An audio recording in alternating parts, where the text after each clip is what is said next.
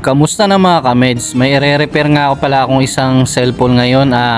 Ang issue nito ayaw mag-charge. So ang gagawin ko ngayon, papalitan ko siya ng charging port.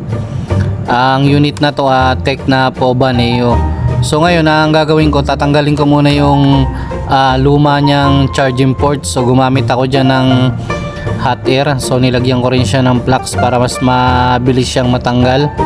So pagkatanggal ko ng charging port, lalagyan ko muna siya ng flux para mas lumambot yung panghinang na yung lead na nakalagay doon sa may pinagtanggalan ng charging port. So ginamitan ko rin siya ng wick para matanggal yung natirang lead.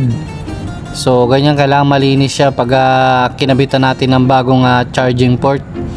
So pagkatapos na matanggal natin yung mga natirang lead, lilinisan naman natin siya gamit yung lighter fluid. So ginamitan ko rin siya ng cotton buds para matanggal yung mga natirang flux.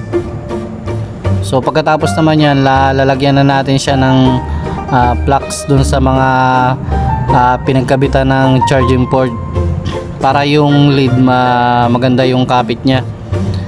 Tapos lalagyan ko na rin siya ng soldering paste para dun sa may mga paa ng charging port para pag kinabit natin mas maganda yung kapit. So yan na yung bagong charging port na ipapalit ko. So bago yan, quality, galing dun sa supplier ko kay Boss Hernani. So hininang ko na yung mga paa niya. Pagkatapos naman yung mga lock niya dyan sa may gilid, apat yan para mas maganda yung kapit ng charging port at hindi siya basta-basta matanggal. So pagkatapos ng mahinang, bilinisan na natin siya. Ginamitan ko ulit siya ng lighter fluid tapos maliit na brush para matanggal yung mga natirang flux dun sa may charging port. So ayan, kinakabit ko na rin yung vibrate dun sa may connection ng charging board. So kasi hinihinang yan, hindi siya yung tinatanggalan, kailangang hinangin pa. Tapos binabalik ko na rin yung mga tornilyo na tinanggal ko.